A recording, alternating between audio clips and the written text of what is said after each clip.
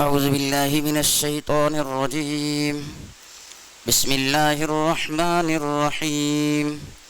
كما أخرجك ربك من بيتك بالحق وإن فريقا من المؤمنين لكارهون يجادلونك في الحق بعدما تبين كأنما يساقون إلى الموت وهم ينظرون وإذ يعدكم الله إحدى الطائفتين أنها لكم وتودون أن غير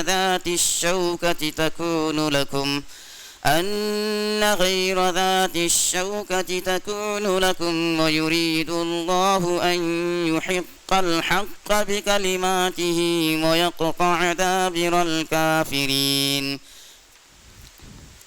ليحق الحق ويبطل الباطل ولو كره المجرمون. صدق اللہ العظیم. ان آیات میں غزوہ بدر کا ذکر ہے اور رکوع کے ختم تک بلکہ اس کے بعد بھی متعدد آیات میں اس کا تذکرہ فرمایا ہے اور پھر مزید تفصیل اس صورت کے 5ویں اور 6ٹھے رکوع میں بیان فرمائی ہیں. غزوہ بدر کا کچھ تذکرہ سورہ آل عمران کے رکوع نمبر 2 اور کچھ آل عمران کے رکوع نمبر 12 میں ہے. وہاں فرمایا وَلَقَدْ نَصَرَكُمُ اللَّهُ بِبَدْرٍ وَأَنْتُمْ أَذِلَّةٌ، اور یہ بات واقعی اور حقیقی ہے کہ اللہ تعالیٰ نے مقام بدر میں تمہاری مدد فرمائی کہ جب تم کمزور تھے. آگے بڑھنے سے پہلے پورا واقعہ ذہن نشین کر لینا چاہیے تاکہ آیت کریمہ میں جو اجمال ہے اس کی تشریح سمجھ میں آ جائے. قریش مکہ ہر سال تجارت کے لیے ملک شام جایا کرتے تھے. مکہ معظمہ سے شام کو جائیں تو راستے میں مدینہ منورہ سے گزرنا ہوتا ہے. شہر مدینہ میں داخل نہ ہو تو دور سے یا قریب سے اس کی محاذات سے ضرور گزرنا پڑتا ہے. اب آگے یہ سمجھے کہ قریش مکہ کا یہ قافلہ تجارت کے لیے شام گیا ہوا تھا. بہت سے لوگوں نے اس تجارت میں شرکت کی تھی اور اپنے اموال لگائے تھے. قافلے کے سردار ابو سفیان تھے جو اس وقت تک مسلمان نہیں ہوئے تھے. جب ابو سفیان کا قافلہ شام سے واپس ہو رہا تھا جس میں 30 یا 40 افراد تھے اور 1000 اونٹ تھے تو سرور عالم صلی اللہ علیہ وسلم کو اس قافلے کے گزرنے کا علم ہو گیا.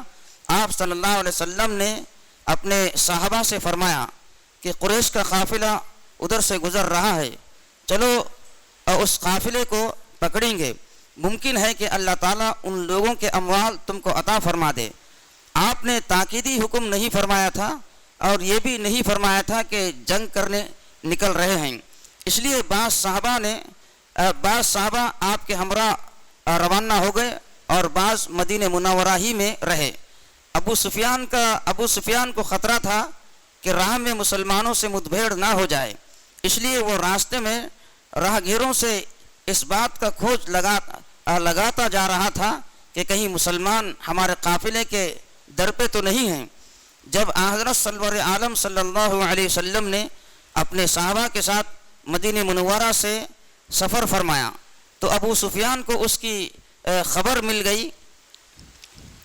اس نے اپنا راستہ بدل دیا اور زمزم بن عمرو غفاری کو اہل مکہ تک خبر پہنچانے کے لیے جلدی آگے روانہ کر دیا.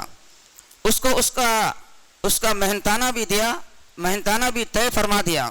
زمزم جلدی سے مکہ پہنچا اور اس نے خبر دے دی کہ محمد صلی اللہ علیہ وسلم اپنے ساتھیوں کے ساتھ تمہارے قافلے کے در پہ ہیں اور مدینہ منورہ سے روانہ ہو چکے ہیں. اپنے قافلے کی حفاظت کر سکتے ہو تو کر لو.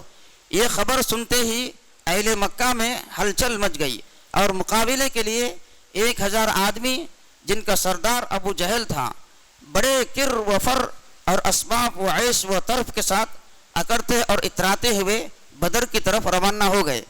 بدر ایک آبادی کا نام ہے جو مکہ معظمہ سے راستہ رابغ مدینہ منورہ کو جاتے ہوئے راستے میں پڑتی ہیں.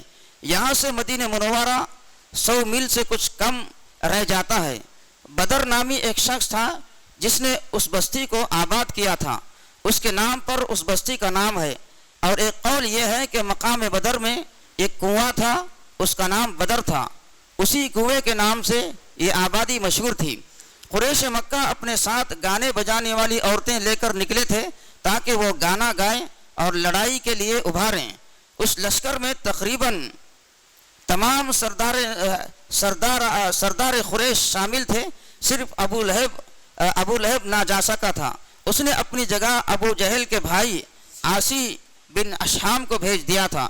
ان لوگوں کے ساتھ دیگر سامان حرب کے علاوہ 60 گھوڑے اور 600 زرہیں تھیں، اور سواری کے اونٹوں کے علاوہ کثیر تعداد میں ذبح کرنے اور کھانے کھلانے کے لیے اونٹ ساتھ لے کر چلے تھے۔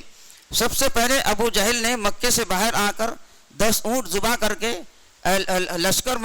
لشکر کو کھلایا۔ پھر مقام اصفہان میں امیہ بن خلف نے 9 اونٹ ذبح کیے۔ پھر مقام قدید میں سہیل بن عمرو نے 100 اونٹ ذبح کیے۔ پھر اگلی منزل میں شیبہ بن ربعی نے 9 اونٹ ذبح کیے۔ پھر اس نے اگلی منزل میں جو مقام جفا میں تھی عتبہ بن ربعی نے 10 اونٹ ذبح کیے۔ اسی طرح ہر منزل میں 10 اونٹ ذبح کرتے رہے اور کھاتے کھلاتے رہے۔ اور ابو البختری نے بدر میں پہنچ کر 10 اونٹ ذبح کیے۔ قریش مکہ تو مکہ معظمہ سے چلے اور حضرت سرور عالم صلی اللہ علیہ وسلم مدینہ منورہ سے روانہ ہوئے تھے۔ یہ رمضان المبارک کا مہینہ تھا، 17 رمضان تھا۔ آپ نے عبداللہ بن مکتوم رضی اللہ عنہ کو اپنا خلیفہ بنایا۔ وہ آپ کے تشریف لے جانے کے بعد لوگوں کو نماز پڑھاتے تھے۔ آپ کے ساتھ روانہ ہونے والوں میں حضرت ابو البابا بھی تھے۔ آپ نے انہیں مقام روحا سے واپس کر دیا اور امیر مدینہ بنا کر بھیج دیا۔ آپ کے لشکر کی تعداد 313 تھی اور آپ کے ساتھ 70 اونٹ تھے جن پر نمبر وار سوار ہوتے تھے۔ ہر 3 افراد کو 1 اونٹ دیا گیا تھا۔ خود آپ صلی اللہ علیہ وسلم بھی حضرت ابو البابا رضی اللہ عنہ کے ساتھ 1 اونٹ میں شریک تھے۔ نوبت کے اعتبار سے آپ بھی پیدل چلتے تھے۔ مقام روحا تک یہی سلسلہ رہا۔ جب روحا سے حضرت ابو البابا کو واپس فرما دیا تو آپ حضرت علی رضی اللہ عنہ اور حضرت مرسد کے ساتھ 1 اونٹ میں شریک رہے۔ حضرت عبداللہ بن مسعود رضی اللہ عنہ نے بیان فرمایا ہے کہ جب آپ کے پیدل چلے جانے کی نوبت آئی تھی تو حضرت ابو البابا اور حضرت علی رضی اللہ عنہ عرض کرتے تھے کہ یا رسول اللہ صلی اللہ علیہ وسلم، آپ برابر سوار رہیں، ہم آپ کی طرف سے پیدل چلیں گے۔ آپ نے جواب میں فرمایا کہ تم دونوں مجھ سے زیادہ قوی نہیں ہو اور ثواب کے اعتبار سے بھی میں تمہاری بنسبت بے نیاز نہیں ہوں، یعنی جیسے تمہیں ثواب کی ضرورت ہے مجھے بھی ثواب کی ضرورت ہے۔ جب حضرت صلی اللہ علیہ وسلم وادی زفران میں پہنچے تو قیام فرمایا۔ اب تک تو ابو سفیان کے قافلے سے تعرض کی نیت سے سفر ہو رہا تھا۔ یہاں پہنچ کر خبر ملی کہ قریش بھی اپنے قافلے کی مدد کے لیے مکہ معظمہ سے نکل جا چکے ہیں۔ ابو سفیان اپنا قافلہ لے کر راستہ کاٹ کر آگے بڑھ چکا تھا۔ اب صورتحال یہ پیدا ہو گئی کہ قریش مکہ سے جنگ کرنے کی نوبت آ گئی۔ آپ صلی اللہ علیہ وسلم نے حضرات صحابہ سے مشورہ فرمایا کہ قریش ہمارے مقابلے کے لیے نکل چکے، اب کیا کیا جائے؟ حضرت ابو بکر صدیق رضی اللہ عنہ کھڑے ہوئے اور اچھا جواب دیا۔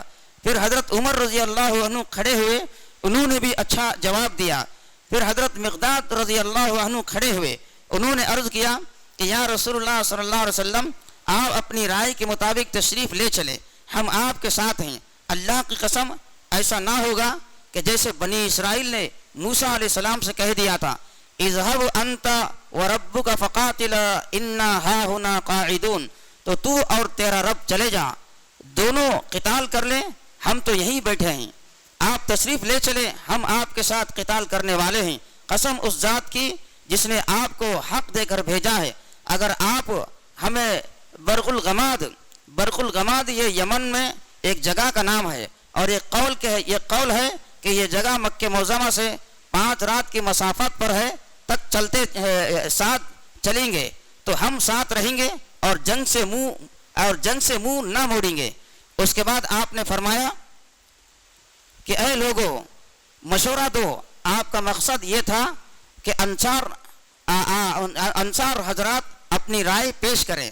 آپ کی بات سن کر حضرت سعد بن معاذ رضی اللہ عنہ نے عرض کیا کہ جو انصار میں سے تھے کہ یا رسول اللہ صلی اللہ علیہ وسلم ایسا معلوم ہوتا ہے کہ آپ ہم سے جواب لینا چاہتے ہیں۔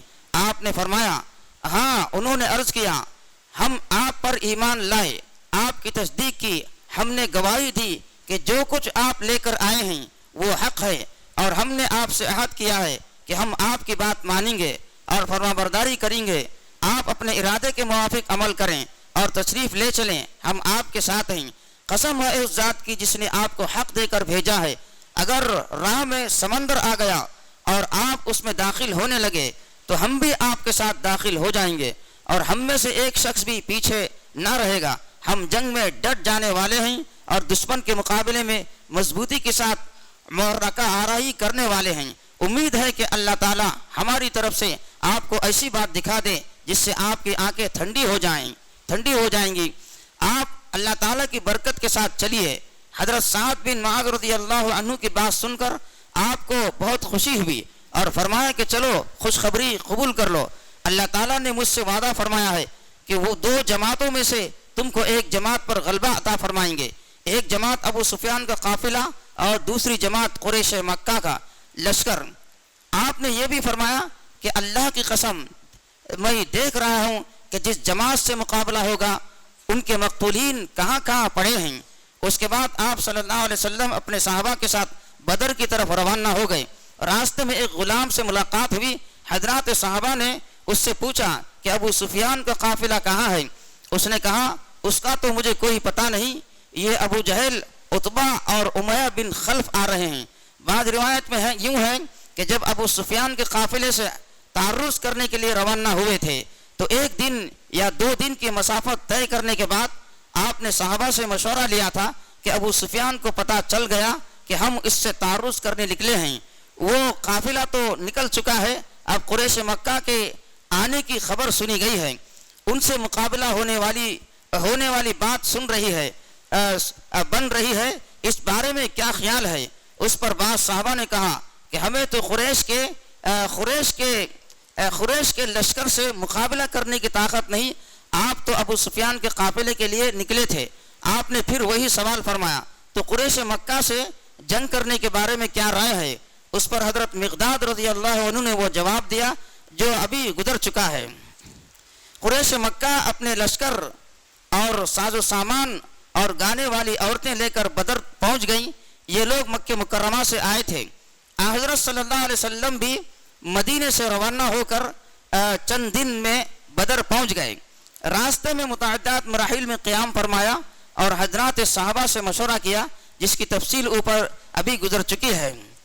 صاحب روح المانی بحوالہ مسلم اور ابو داود و ترمذی اور حضرت ابن عباس رضی اللہ عنہما سے نقل فرماتے ہیں کہ انہوں نے بیان کیا کہ مجھے عمر بن الخطاب رضی اللہ عنہ نے بتایا کہ بدر کے دن نبی اکرم صلی اللہ علیہ وسلم نے اپنے صحابہ پر نظر ڈالی تو یہ حضرات 310 سے کچھ اوپر تھے۔ ان حضرات کی مشہور تعداد 313 ہے۔ صحیح بخاری میں اس کا ذکر ہے۔ مشرکین پر نظر ڈالی تو وہ 1000 سے کچھ زیادہ تھے۔ آپ نے قبلے کی طرف رخ کیا، پھر ہاتھ پھیلا کر اپنے پروردگار سے خوب زوردار دعا کرتے رہے۔ ان دعا کے الفاظ یہ تھے: اے اللہ، آپ نے مجھ سے جو وعدہ فرمایا ہے پورا فرمائیے۔ اے اللہ، اگر مسلمانوں کی یہ جماعت ہلاک ہو گئی تو زمین میں آپ کی عبادت نہ کی جائے گی۔ مطلب یہ تھا کہ یہ اہل ایمان وہ اسلام کا سلسلہ منقطع ہو جائے گا، پھر آپ کی عبادت کرنے والی کوئی نہ رہے گا۔ آپ نے یہ بات ناز کے انداز میں بارگاہ الہی میں عرض کر دی، ورنہ اللہ تعالیٰ کی عبادت اگر کوئی بھی نہ کرے اور کبھی بھی نہ کرے تو اس بے نیاز وحدہ لا شریک کو کوئی ضرر یا نقصان نہیں پہنچ سکتا۔ وہ کسی کی عبادت کا محتاج نہیں۔ آپ قبلہ رخ ہو کر ہاتھ پھیلائے ہوئے برابر اس دعا میں مشغول رہے، یہاں تک کہ آپ کی چادر بھی آپ صلی اللہ علیہ وسلم کے کندھوں سے گر گئی۔ حضرت ابوبکر صدیق رضی اللہ عنہ حاضر خدمت ہوئے اور آپ کی چادر لے کر آپ کے مونڈوں پر ڈال دی، پھر آپ سے چمٹ گئے اور عرض کیا: یا نبی اللہ، بس کیجئے، آپ نے جو اپنے رب سے بہت زوردار دعا کی ہے یہ کافی ہو گئی ہے، بے شک آپ کا رب اپنا وعدہ پورا فرمائے گا۔ اس پر آیت فاستجاب لکم نازل ہوئی، یعنی اللہ نے تمہاری دعا قبول فرمائی اور 1000 فرشتوں کے ذریعے مدد کرنے کا وعدہ فرمایا جو مسلسل آتے رہیں گے۔ لفظ مردفین کا ایک معنی تو وہی ہے جو ہم نے ابھی لکھا کہ مسلسل آتے رہیں گے، اور اس لفظ کے دوسرے معنی میں بھی مفسرین نے بیان فرمائے ہیں۔ ان میں سے ایک یہ ہے کہ ہر فرشتے کے پیچھے ایک ایک فرشتہ ہوگا۔ صاحب روح المانی نے بحوالہ ابن جریر حضرت علی رضی اللہ عنہ سے نقل کیا ہے کہ جبرائیل علیہ السلام 1000 فرشتوں کو لے کر نازل ہوئے جو نبی اکرم صلی اللہ علیہ وسلم کے داہنی طرف تھے، اور اسی جانب حضرت ابوبکر صدیق رضی اللہ عنہ بھی تھے، اور میکائیل علیہ السلام 1000 فرشتوں کو لے کر نازل ہوئے جو نبی اکرم صلی اللہ علیہ وسلم کے بائیں طرف تھے، اور میں بھی اسی جانب تھا۔ سورہ آل عمران میں 3000 اور 5000 فرشتوں کا ذکر ہے۔ حضرت قتادہ رحمۃ اللہ علیہ نے فرمایا کہ اولاً 1000 فرشتوں کے ذریعے مدد کی، پھر 3000 فرشتے آئے، پھر اللہ تعالیٰ نے 5000 کی تعداد پوری فرما دی، پھر فرمایا وَمَا جَعَلَهُ اللَّهُ إِلَّا بُشْرَىٰ لَكُمْ وَلِتَطْمَئِنَّ بِهِ قُلُوبُكُمْ۔ فرشتوں کی آمد کی پیشگی خبر ایک بہت بڑی خوشخبری تھی جس سے دلوں کو سکون ہو گیا۔ طبعی طور پر انسان کو اسباب کے ذریعے تسلی ہو جاتی ہے، اس لیے اللہ تعالیٰ کی طرف سے اسباب کے طور پر فرشتوں کو بھیج دیا گیا۔ وَمَن نَّصْرُ إِلَّا مِنْ عِنْدِ اللَّهِ، اور مدد صرف اللہ ہی کی طرف سے ہے، وہ جس کو چاہے مدد دے دے اور جسے چاہے مدد فرما دے۔ ان اللہ عزیز حکیم، بلا شبہ اللہ تعالیٰ غلبے والا ہے اور حکمت والا ہے۔ وہ بغیر فرشتوں کے بھی غلبہ دے سکتا ہے، لیکن اس کی حکمت کا تقاضا یہ ہو کہ فرشتوں کو بھیجا جائے۔ کسی قوم کی فتح وہ نصرت اور غلبہ دینے کے لیے اللہ تعالیٰ کو کسی سبب کی ضرورت نہیں ہے، لیکن وہ اپنی حکمت کے مطابق اسباب بھی پیدا فرما دیتا ہے، اور پھر اسباب کے ذریعے جو نفع پہنچانا مقصود ہو وہ نفع پہنچا دیتا ہے۔ جو فرشتے آئے تھے انہوں نے تھوڑا بہت قتال بھی کیا جس کا بعض حدیث میں ذکر ہے، لیکن پوری طرح قتال میں حصہ نہیں لیا۔ ان کا اصل کام اہل ایمان کو جمانا اور ثابت قدم رکھنا تھا۔ اللہ تعالیٰ مجھے اور آپ کو عمل کرنے کی توفیق عطا فرمائے، آمین۔ وآخر دعوانا ان الحمد للہ رب العالمین۔